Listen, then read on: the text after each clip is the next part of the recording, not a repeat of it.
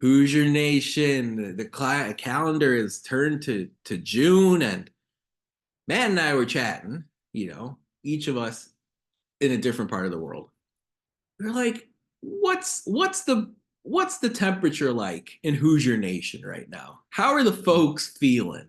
Because the last time Indiana played a basketball game, they were like the 100th best team in the country.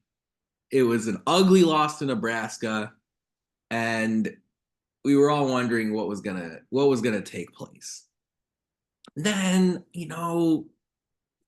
Miles Rice said, "Okay, I'm a Hoosier," and Bryson Tucker said, "I'm a Hoosier." And then you fast forward to now, it's been a game-changing, program-changing offseason, a remodeling, a refurbishment, a redefining of what Indiana men's basketball is. This isn't your 2023 Hoosier squad anymore. They've completely changed their look. And Matt and I are going to look back. We're going to reflect a little bit on how wild, how crazy, how mad portal season was, portal combat. And then ask, are these top 15, top 20 expectations ridiculous? About right? Or not enough? Should the Hoosiers be respected even more? We're going to dive into all of this and so much more here on episode 328 of the Hoosier Sound, where we're the official podcast of Indiana HQ. We're recording this edition of the Hoosier Sound on Wednesday, June 5th, 2024. I'm your host, Nithin Krishnan. Here with me is my normal co-host, Matt Lukens, coming to us all the way from China once again. Matt, the Indiana men's basketball program is nothing like the one that we saw in early March when the season ended. There are 6 new pieces, about 4 critical returning ones. Looking back, how do you reflect? What are your 1 or 2 main takeaways from a ridiculous portal combat season? Well, I will say, you said it's a program defining offseason, I think is what you said. And I completely agree with you. I think this is, from my memory, going to be the first Hoosier team where the majority of production comes from transfers. Yeah. This will be the first team. Now, last season, you could say you had Galloway, but you still had guys on the roster like Galloway, Malik Reneau, who are guys that you brought in and recruited in the program, built up to the player that they are. Right. And through the decades of Indiana basketball, this has been mostly the case, right? There's a few exceptions here or there. Namely, some of the old heads are going to be screaming a couple of guys from the 90s, right, that transferred in, which is fair, sure, right? But, from the most part, transfers at Indiana have been either very hit or miss, or they've been like legendary role players. Like the first one that comes off the top of my head is Max Bielfeldt, right? For my first season as a Hoosier fan, at school, right? Yeah. Remember Max Bielfeldt, Nick Zeisloft. Sure. These guys were transfers, but again, they didn't account for a majority of production. You go and look at this roster now: point guard transfer, shooting guard transfer. The 3 is probably Mgbako, recruit. The 4 is Reneau, recruit. Omar Ballo, 5 transfers. So a majority of the starting lineup is transferred. That's not even the bench. 6 man, the bench, you got Luke Goode coming off the bench. Hatton, backup 5, is going to be a transfer. He'll be coming off the bench. And then you got a bunch of other bench guys. They're going to come in and Cups and Galloway, right? They're the Cups and Galloway will contribute. Yeah, they will contribute. And they'll be important, but I think a majority of the scoring, a majority of the assists, a majority of this every statistical category next year is going to be coming from our transfers. So that's the 3 most important guys on our roster: is our point guard, the guy that can shoot it off the wing, who's Luke Goode will be doing that, and then the center, the guy down low, the rock on defense, and our best rebounder, maybe the best rebounder in all of college basketball going into next year, and Omar Ballo. So these guys are really going to be the foundation of the team for this year, right? And it's going to start a cycle where I think Hoosier fans are going to have to come to expect at least 4 to 5 additions a year coming from the portal, or a new recruiting class. You usually want about 3 new recruits. If you're going back and throwing it back to the model that was viable about 3 or 4 years ago, which is when like the the transfer same portal thing. wasn't. Yeah, and that's the Yeah, same thing as 3 or 4 generations ago. exactly. There's so much has changed. But if you're thinking about what it was like when Calipari was bringing in all these major classes. Well, the good teams that stayed consistent were a class of 3, a class of 3, a class of 3 freshmen, and that way you have 12 scholarships evenly spread out, so that you can kind of build your roster, fit pieces here and there. If you have a freshman that's overplaying, that's great. He could play all 4 years. You can kind of build around. Either standout freshmen or standout seniors. You can kind of have a plan. Now your plan is, let's see who's available of the 1,000 players that are going to be in the portal. And you know what? The guy isn't working out at our school. Well, he can go find an opportunity somewhere else. And there's no hard feelings Right. about that. And so you've seen most of the top Big Ten schools, when people are talking about, projecting as far as teams next year, Indiana is not the only one. Is, has incredible roster turnover. I'm talking UCLA, incredible roster turnover. I'm talking Ohio Rutgers. State, right? Rutgers is almost an entirely a new roster. Ohio State is also almost an entirely a new roster. Michigan is almost an entirely new roster. You go up and down the list. Illinois is almost an entirely new roster. And then I think you have the flip side, single, which is like, teams that were successful last year, maybe struggling. Nebraska, Iowa, Purdue. Purdue, it's we'll see. But yeah, right. Like, I think that is the story. I think you hit it right on the nose as far as who you were when last season ended. The entire picture of college basketball has flipped on its head, Nithin. It really has. Who you were last year is no longer who you are this year. You go and look at teams like Arkansas. UConn, right? UConn. They won the thing for the second straight year. Team. Yeah.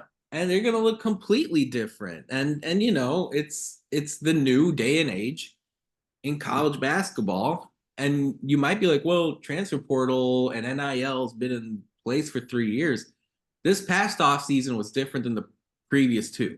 I mean, it's incredible. And there are going to be rule changes as far as how they enforce portal windows and this and that. But regardless of the logistics, regardless of the rules, regardless of the regulations, Liam McNeely decommitted from Indiana about 3 months ago. And when that happened, you could very justifiably say that this program was at a serious crossroads. And it's not up to us. It's not up to us to determine that. When the athletic director or when the program issues a release saying that like Mike Woodson's coming back next year, that speaks very loudly. It's the dreaded vote of confidence. That clearly indicates that there were some discussions, some conversations. Maybe there were, maybe there weren't. I know Scott Dolson appeared on Hoosier Hysterics and tried to explain his way through that, but you can't rewrite the story after the fact. You and I both lived through how that February went and how the Big Ten tournament went. Yeah, Anthony Leal hit a nice shot against Penn State to win the first game, but things were really, really rough. This was the 100th ranked team in college basketball when the Big Ten tournament ended, when the NCAA tournament ended. And they have, and by they, I mean Mike Woodson and Kenya Hunter and Yasir Rosemond and Brian Walsh and a whole large cast of characters in Assembly Hall and on the corner of what is it, 17th and Fee? The whole squad basically said, and the NIL folks, and then everyone who like they went to work. They did a whole lot of stuff. They hit it out of the park. This is a grand slam portal season. Evan Miyakawa, who does a lot of work consistently, has mentioned that Indiana, even if they don't have the largest or the best incoming transfer class in the country, they have the largest net. What did they get versus what did they lose? And I'm not going to throw more shade that's already been thrown in the direction of CJ Gunn or Caleb Banks or Peyton Sparks. But this coaching staff basically said we needed to turn the page. We need new faces in here. We need different types of players in here. We need more production in here. And for me, it's not just a conversation about production, because obviously it's there. Miles Rice, first team all conference. Caden Carlyle, he's going to be a first round NBA draft pick if all goes well. Umar Ballo, a staple of a beastly Arizona team under Tommy Lloyd over the last couple seasons, 2-3 seasons. This was about a coaching staff that realized leadership matters, experience matters, having winning blood coursing through your veins matters. Lou Goode won a crap ton of games at Illinois. Umar Ballo did. We saw that. Miles Rice. Washington State is typically a doormat in the Pac-12, RIP. Yeah. They made the tournament last year, and they won a game in the tournament last year, a game that a lot of people expected them to lose against Drake. And Miles Rice was a big part of that. Yeah. That's so critical when you look at the grand scheme of things. Of course, that is on top of the experience that you got, bringing back Trey Galloway, bringing back Malik Reneau. The production is key here. No question about it. You need guys who can score. You need guys who can drive past their defender. You need guys who can draw double teams, draw fouls. But this coaching staff said it's not just that. Khalil Ware was fantastic, but we need a lot of guys who have won games, who have played games, who have been good at playing games, even if they're not a top 3 NBA draft pick or a lottery pick this upcoming season. That to me was the major story here, and they completely hit it out of the park. There is a scholarship spot left between now and the start of the season that this coaching staff can use. But Matt, that's how I see it. You know, the leadership, the experience that they brought in addition to the quality of the player, it's the whole package. And that's why I think it was an absolute grand slam this portal season. Yeah, I mean, I agree with you. I think it was very much a grand slam. And what fired me up is they flexed their NIL muscle. A lot of folks sit here and say, well, Indiana paid for their team. Like, that's a fun narrative. Yeah, no fucking shit. Yeah. Yeah, you would too if you could. I'm like, sorry, Noah, that you're gonna have to bleep that out, but no crap, man. Like I've seen it. I've seen that. People go, oh, they're paid. They paid for their team, though. Yeah, when the Yankees or Manchester City pay for their team, yeah, well, if you can flex your muscle, flex your muscle. College basketball ain't a salary cap sport. I'm an Arsenal fan. You think I don't want to pay? You'll get 114 strikes against me for financial doping and win 6 Premier Leagues in a row. No violations. All right, let's make that clear. No violations, please. That's not what I'm saying. I am talking about Manchester City. No charges, no accusations. Yeah, right. Indiana's doing no violations by the book. Yes, that's right. Correct. Exactly. Follow the rules. Okay, that's important. And by no means am I saying Indiana's the Yankees of college basketball, but like flex your muscle, use your weight. Why inhibit yourself? Use everything that you have at your disposal. If you don't have, the NIL muscle that Indiana doesn't have, right? Like if you're Purdue and you don't have the same NIL muscle as Indiana, and then you're going to be in my mentions talking about how we bought ourselves a good team. Well, no crap, we bought ourselves a good team because we could, and you would do the same damn thing if you were in our position. So don't come talking to me like it's some sort of red letter A on my shirt that I need to wear around like I I am know. from the Scarlet Letter. I don't care. I It doesn't don't matter. care. In fact, it I would don't be care. frustrating if they didn't. And that's why I look back and I go, that's not an argument against what happened this past offseason, the past 2, 3 months with this program. It's an argument for. That's an argument for. I tip my cap. I salute Mike Woodson and the NIL folks and the athletic department.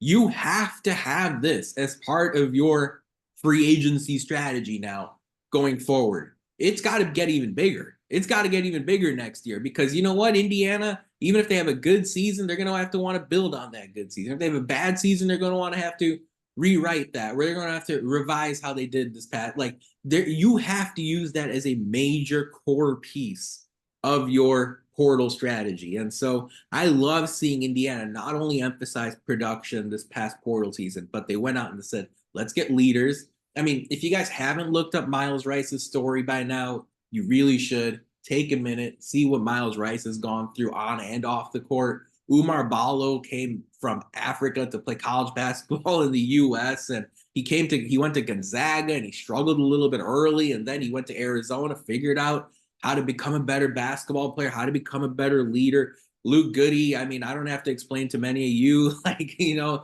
Indiana guy went to Illinois, came back. Who's your He's won a fan? lot of games. He can knock down shots.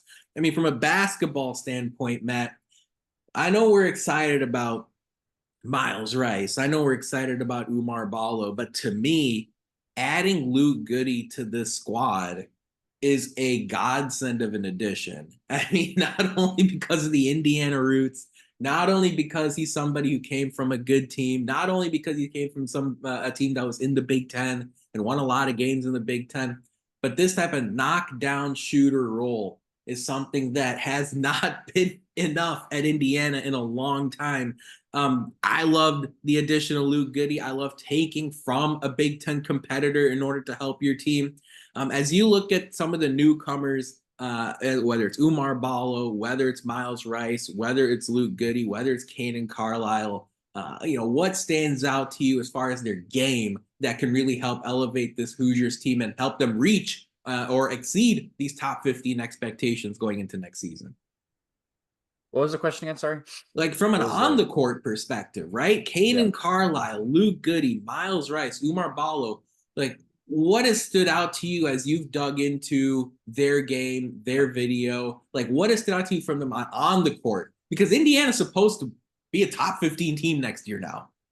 So what has stood out to you from those guys on the court that fires you up as you look ahead to next season? So this is a good question because I think I can answer this in two ways. I could give you the candy, like I could give you the sugar, right, and just give you all the sweets that you want, and I can feed you guys all the positives that you guys like, and you guys can have a nice sugar overload. And then when the season comes, it could crash, Oh gosh. right, or you could just go to sleep. Or diabetes. What I'm gonna do right now is I'm gonna keep it a little bit sweet and sour, Okay. like China. Oh, okay. Or And like broccoli. Are you I'm gonna gonna give me get, like broccoli or, yeah, or I'm gonna yeah, I'm gonna broccoli with a little fruits bit and vegetables? yeah, a little bit of pork, yeah, put a little sweet and sour sauce on it. I just had that yesterday. Very good. Anyways, yeah, I'm just gonna give it to you guys straight. The transfer class is awesome, but they have their weaknesses, and so this is going to be a very different basketball team to what Indiana's had in the past, especially under Mike Woodson. So the last 2 seasons under Mike Woodson, even 3, you can go. You've had a dominant 5, like an absolute dominant, throw the ball into him, let him go to work, 5-man on the floor at all times, basically. Because Trace played 40 minutes a game and Ware played as many as he could. So like that was the focal point of the offense. That will not be the case next year. Omar Ballo is not a back to the basket kind of guy. He's a guy that's more of he's a rim runner. He's a lob catcher. He's a screen setter, but he's doesn't have many post moves, if any at all, that are very reliable. So, you're going to see the offense be run way more through the guards, which brings me to positives about Miles Rice Yeah. and Kanan Carlyle. Yeah. Like Kaden. they are Kane and Carlyle, they're awesome, and they're shot makers, and they're shot creators, and they're assist getters, and they can both play in pick and roll situations, and they can both either play with the ball or without the ball. They're very dynamic on that offensive end. They are 3-level scorers. I think Carlisle's actually at his best when he's in the mid range. Even though he can spray, he's seen 40% plus on stand and catch and shoot threes last year. Finishes very well around the rim with both hands. Same thing for Miles Rice, even though he plays a little bit more point guard than Carlyle, which is good. But they both really need work on defense. Whether it was maybe some shaky legs from Rice, especially a season coming back from cancer, right? Where, he was a little bit slow-footed on defense. So a lot of times would get caught on screens, just wouldn't know where he was. Yeah. He's a freshman. redshirt freshman, but, really a true freshman, given the fact that he missed almost the entire season, with doing chemo treatment and such for the year before. So not really going to blame him for that. That's just something to keep an eye on. And same thing for Carlisle, true freshman coming into Stanford, played on a mess of a team. Stanford didn't play any defense at all. And so is that his fault individually, or was it more of a system? Was it a coaching thing or whatever? And I trust Woody to be able to coach up players on the defensive end. You've shown the ability to get guys in, and guys that I didn't even think were going to be good on defense from day one, like a la Gabe Cupps, who actually surprised me last year. Yeah. At the way he was able to come in, even at his size and his small stature and really and age, even less. Yeah, that was even less age and experience was able to come in and be at least not a negative on that end, and so at some points was actually pretty held his own pretty much. So I trust him to be able to kind of upgrade their defensive abilities a little bit, but that's still going to be a struggle at the beginning. Omar Ballo doesn't really offer much in the way of rim protection, though people don't really try to shoot on him all that well. So it's like a give or take, because it's like he's so imposing that people don't even want to try. But at the same time, when they do try, like a la the Purdue game last year against Arizona, Zach Edey had his way. But I mean, Zach Edey had his way against every big. So what does that mean? So it could mean one of two things, but there's going to be a lot of pieces and a lot of things to figure out for the staff to kind of change up the way this team plays. And I haven't even talked about Goode yet, who brings in a ton of shooting and a lot of promise to this team. Yeah. But on defense, he is a disaster, like an absolute, he's a traffic cone on defense. Seriously, he's really, really bad. I think Miller Kopp probably, from what I've seen on film, plays better defense than he did. And, that was the one knock on Miller Kopp when he played at Indiana. It was like, yeah, he shoots threes or whatever, but, he's a little bit of a liability on defense. He tries his best. And actually, his senior year, he was pretty good for the most part. And he did clean it up. So maybe Woodson does the same thing with Goode. But, I've seen every Illinois fan ever come out of the woodwork and be like, he's a traffic cone. And I honestly watch tape and I kind of believe them on that. Yeah, they're right. On that front. They're right. So that this team is going to be much better offensively, but could be significantly worse defensively than a team last year that honestly at times wasn't even that good at defense. So like, there is a world in which this team, like I said, this is going to be sweet and sour. There's a world in which this team is top 25 offensively, and which I know is crazy to think about for a Mike Woodson team, top 25 offensively. And there's a world where it's bottom, 100 something in defensive efficiency, and which is crazy to think about. Maybe not bottom 100, but below one, at least sub 100 in defensive efficiency. Power conference level. It could be towards the bottom of all power conferences as far as defensive efficiency goes. Yeah, which is definitely a legitimate concern. And this is where I look back and I say, hey, look, I'm gonna trust Mike Woodson to teach defense. I think he struggled at teaching offense, especially to guards. So bring in the talent on the guard side. Bring me the high level players. Jalen Hood-Schifino a couple years ago was a great example of this. Give me players that come in with an insanely large skill set on the offensive side. And Mike Woodson's exceptional at teaching defense. Trace Jackson Davis is a 99th percentile defender. He should have won outright Big Ten Defensive Player of the Year in his last year. Never mind full on Big Ten Player of the Year, but we're not going to get into that. Ichi. Ichi in Chinese means both. Ichi. Ichi. Both.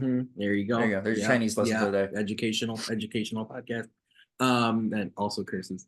And so look, give me the players with the high offensive skill set. Mike Woodson can teach defense. I think the concerns you raised are very valid. I'll give you a couple of mine here in just a moment. But first, it's time for Who Won the Week this past week in IU sports. There's a lot that we could get into, a lot that we can discuss. Matt and I were mentioning the NBA Finals is a Hoosier showdown, folks. It's Mark Cuban versus Brad Stevens, two Indiana legends. Indiana University legends, as we all know.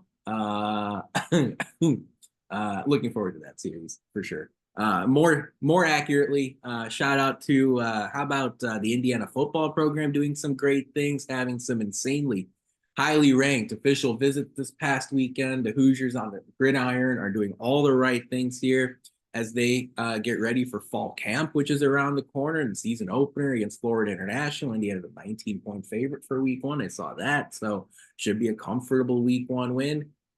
And that's the dying death knell for Hoosier fans everywhere. It's, there's nothing that's all that comfortable when it comes to this football program. But no.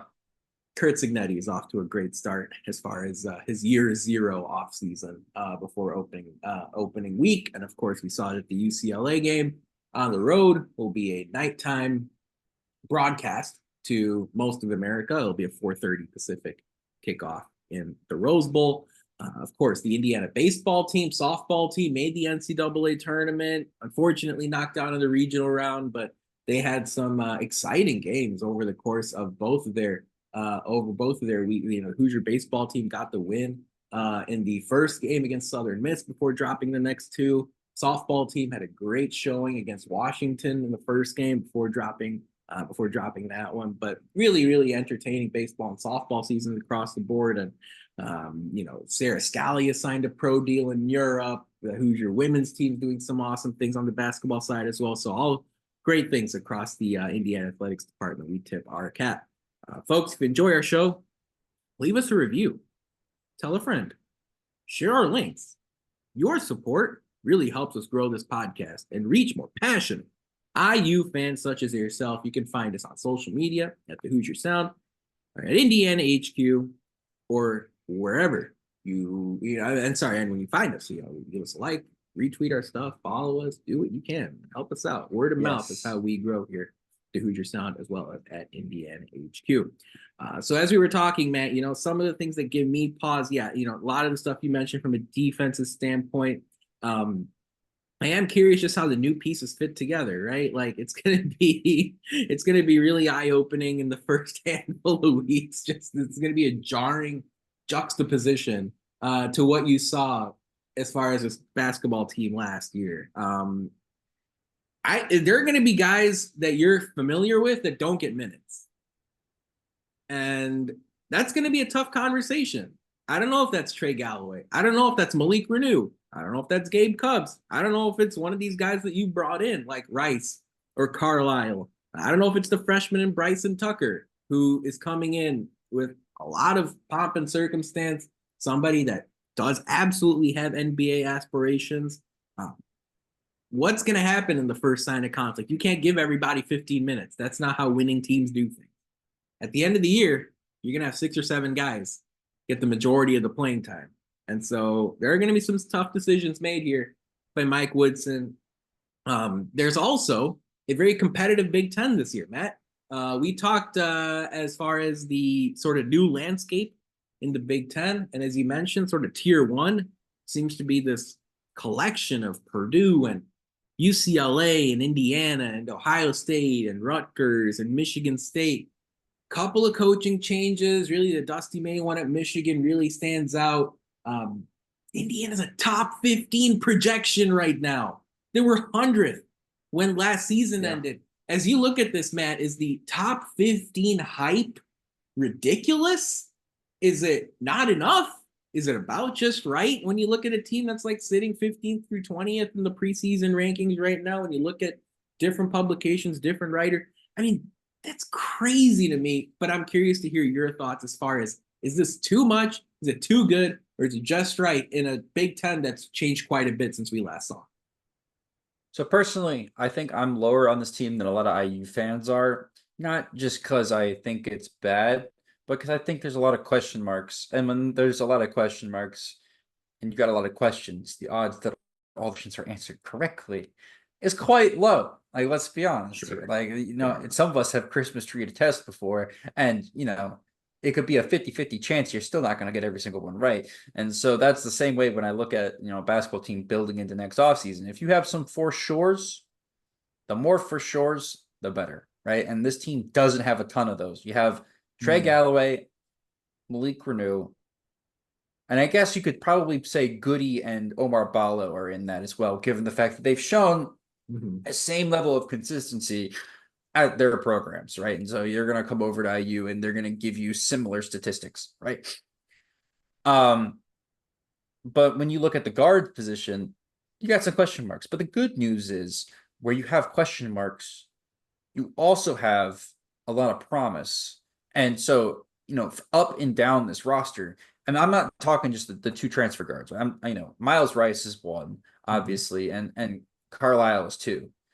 But I mean, I'm talking Ja'Kai Newton, right? He's a guy that we haven't seen at all, and I'm hearing really good things about. Just had Xavier Johnson on Twitter talking about, like, you all haven't seen this guy yet. You got to see this guy. Like, Ja'Kai Newton's, basically an afterthought on this team. Trey Galloway is pretty much a for sure. You know what you're going to get from Trey, but what's his role going to look like? Because he's two different Trey Galloways depending on which role he is. And then Gabe Cupps, I mean, he started a majority of last season, right? Like, he played a significant role in last year's team, a team that, by the way, was 2 or 3 bounces of the ball away from literally making the tournament with Gabe Cupps in the starting lineup. I've seen an argument go two ways. One, I've seen that we should back Woody this year because look what he did with that roster last year. And I've also seen, which I agree with, and I also agree with, the reason why Woody should be gone is the reason why the hell do we even have that roster here on the first place?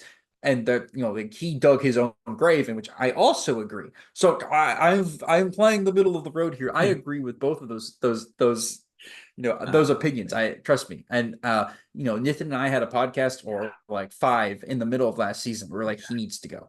Like, this is bad. He needs to go. I still am not totally sure which way I lean.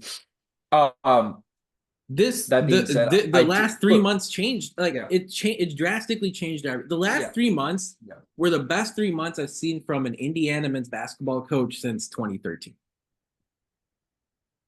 Like, since Tom Crean winning.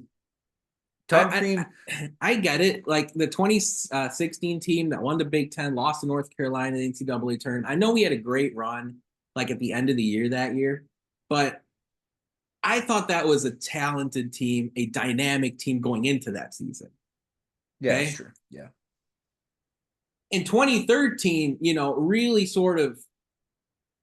I mean, if you want to argue, even like I would even go back to like December to February 2012, right? It started December 20, like starting with the watch up, going to NC State, winning on the road, beating Notre Dame in a neutral site, beating number 2 Ohio State in Bloomington, and then after a year after New Year's Eve, a year after an awful 2010, like I'm not underselling what just happened. Like, I think what Mike would literally, this is what I'm saying. What Mike Woodson did this last 3 months, to me, is more impressive than Tom Crean winning the 2016 Big Ten title, Big Ten championship.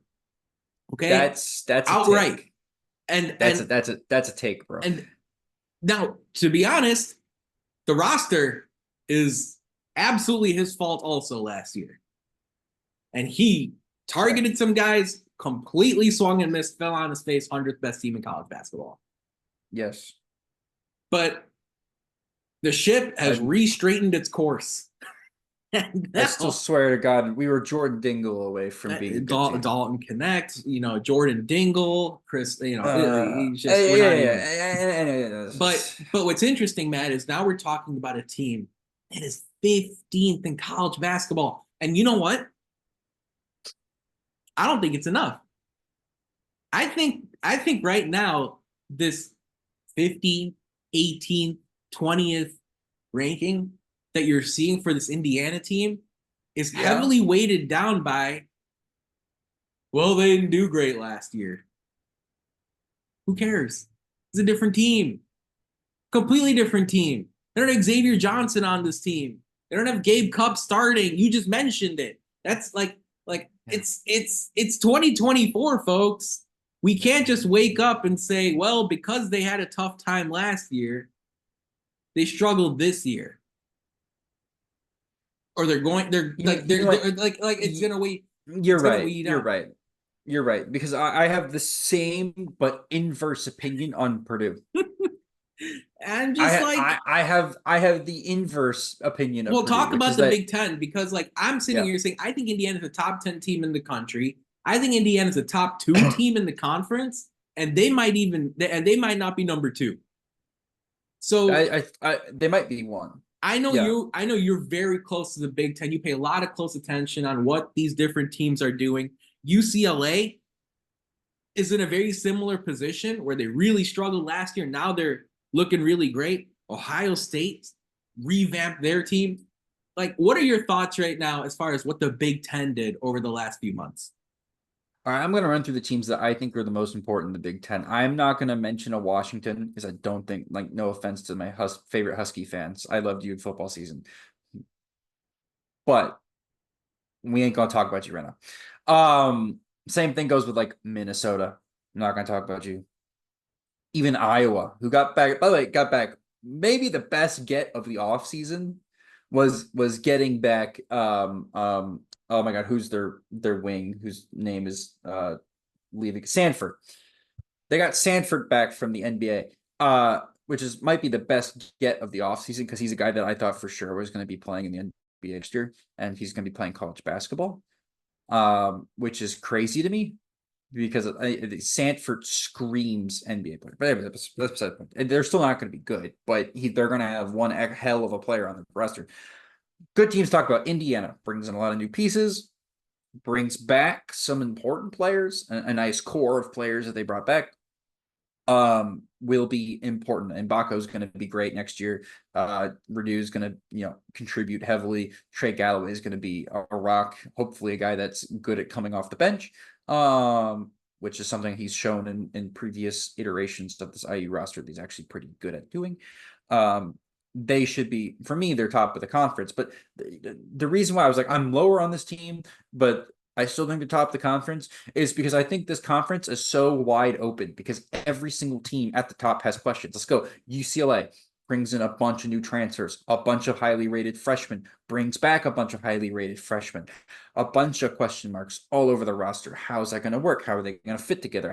How is Mick Cronin going to play? Is he going to play more offense? Is he going to let them fly around and play? Is he going to try to hold in the reins like my speech right now, going a million miles per hour and kind of just yanking it back? Yeah. I don't know. Ohio State brings back Michi Johnson, who, by the way, started his career at Ohio State, left to go to South Carolina, killed it. South Carolina, who are playing next year, brings him back to Ohio State, which is pretty dope and a really cool story. But how is him and they're already the guards that are already there? How are they going to work? How's Aaron Bradshaw, Kentucky. Aaron Bradshaw. How are they going to work? Yeah. You just brought him up, Bradshaw, and you're bringing over another 5-star recruit. I believe it's Stewart from Duke. Yep, Sean Stewart. So you're bringing Sean Stewart from Duke. You bring 2 really, really high potential 5-star recruits from last season over to Ohio State that has a lot of minutes since they lost Okpara, and so they have a lot of minutes there at Ohio State. But they both average 2 points per game as freshmen, so. I don't mind me. We were very high on Khalil Ware, who averaged like what 5 last Yeah, year but I think that's and part came of it, right? over. I'm okay with that. Yeah, yeah, and so I'm fine with that. Like they could be really good, but they could also be average 2 points per game again, and then you're asking basically walk-ons to come in at Ohio State and help you. So that a lot of questions marks there. Purdue, I spoiled this earlier. I'm low on Purdue. Like that's not me saying that my cousin Hater. at point guard, Braden Hater. Smith, isn't. See, I got the Smith on Yeah. the back. Uh-huh. Braden Smith. Yeah. That Braden Smith isn't like going to be really good next year. He's going to be first team all conference like instantly. You can shoot that in. He'll be there. He's going to be awesome. He's going to be great. But I mean, Jameer Young was an awesome player at Maryland. yeah. Sorry, How I just much? read it. But yeah, so yeah, how much can you? Anyways, Purdue's going to be good, but you're trying to replace Zach Edey with freshmen because they're bringing in a giant freshman class. They didn't bring any transfers in. You were getting a 5-star recruit at Purdue, which is pretty cool and cannon catching. Sure. But can all of those guys collectively, including guys still on the roster, replace almost 30 points per game? I love what Ohio State did over the course of the offseason. I really like what Maryland did. I mean, I can't sit here and say Maryland's good too. Yeah. I wanted Indiana to get Derek Queen, and I understand folks are like, well, go get guards. Well, you also need great bigs, and I'm happy Indiana We got did get a Umar good Ballo. big. I didn't Yeah. know they were going to get Umar Ballo, but I wanted Yes. Indiana to get Derek Queen when they were going after Derek Queen. Because guess what? UConn had a great big and they won the title. And Purdue had a great big and, well, they were really damn good this past season, last couple seasons, Well, last 10 seasons, honestly. Indiana had Trace Jackson Davis when they were at their best in the Mike Woodson era. Like, you need a great big. And I wanted Derek Queen. But fortunately, you got Umar Ballo. But this yeah. Maryland team, Julian Reese, I think is still good. I think we got a couple guys that are going to make a year 2 jump, year 3 jump. Jacoby Gillespie was a transfer that we talked about a few when portal season started. And I also like what Michigan did. Yeah, 2 teams, by the way, Maryland and Michigan, they're going to play lots of big to big action. You got Maryland with Reese and Queen, and then with Michigan, you got Flad Golden from FAU transferring up with Dusty, and then you've got the kid from Yale, whose name I am Danny completely blank. Danny Wolf, who's a guy that plays at 7 Ivy feet League, tall, baby. but plays like a guard. I mean, they're gonna be awesome together. Danny Wolf is one of the more dynamic offensive players right now in the Big Ten. I'm using the same argument for Indiana that I'm using for Michigan. I don't care. Like, I don't like what you did last year to me means nothing. You have a different coach. You have a different roster. Different. Well, Indiana does have a different coach, but different roster completely, right? Like, and a different style of play completely. And you look up and down this Michigan roster, it's a completely different team. They're going to be more dynamic. They're going to be much better than last year. I mean, they can't be any worse than they were last year, TBH. But that's true. Better. But I also think I think that's a tournament team, if not a second weekend team. If maybe it's not Juwan more. Coaching, if Juwan was things terrible. Real Juwan quick, was also terrible. I did not see that coming. But folks, a real quick reminder, just as far as our social media channels, where you can find us, our stuff, shouting out our platforms. You can find us at Indiana HQ on Twitter, Facebook, and YouTube. Matt on Instagram. We're not Indiana HQ, but what are we? Indiana.HQ. I still remember that over here in China. You can find us there as well as at the Hoosier Sound. As we wrap up here on this Wednesday, Matt, what are your final thoughts here? Wild off season, the Big Ten's transforming, 4 new teams coming in right around the corner. How would you like to wrap up this Wednesday? Any final thoughts? Yeah, sorry that we haven't been doing regular podcasts. I know you guys missed us, but it's coming, and also it's hard as heck. Where it's a 12-hour difference from where I am and if it is. So trying to schedule this is like, which one of us wants to do this over coffee, and which one of us wants to do this after he's worked for 8 hours today? Like, let's figure this out. One of us is going to be taking an L one way or another. So that's my bad, and because he's asked me to do podcast a bunch. It's both, but also at the same time, I'm excited for football season. I'm excited for NCAA football to come out. I'm really excited for that video game when it does come out. Guys, DM me on Twitter. I'll add you on PlayStation. I'll be getting a PS5 over here. I'm jailbreaking it. Don't listen to this, Sony. I'm jailbreaking it so I can actually buy the game in China, because guess what? They're not selling it over here. So I have to jailbreak my PS5, which is awesome. I love doing that. It's so much fun. But yeah, if you guys want to play that game when it comes out, yeah, holla at me. No. Yeah. For me, I'm not I'm not I'm doubling down on this, folks. Like Indiana right now, 15th, 18th, 20th, 22nd, a lot of preseason rankings. I think that's too low. Think that's too low. And if Mike Woodson goes through the summer program here and teaches guys a little bit more on the defensive side of the ball, I want players that can create easily on offense. That's a word that we've discussed quite a bit here. Creativity, skills on the offensive side, dynamic on offense. Bring that in. Mike Woodson, Kenya Hunter, they'll teach these guys how to defend. 20, 15 might be too low. But folks, that about wraps it up for a 328th episode of the Hoosier Sound. Thank you so much for joining us. Really appreciate your support. To hear more fantastic episodes like the one you heard today, be sure to follow us at Indiana HQ or at the Hoosier Sound to make sure you don't miss any in the future. You can also go to our website, indianahq.com, to find it all in one place. But as always, thank you for listening, Hoosier Nation, and we will see you next time. Peace and love. Go Hoosiers.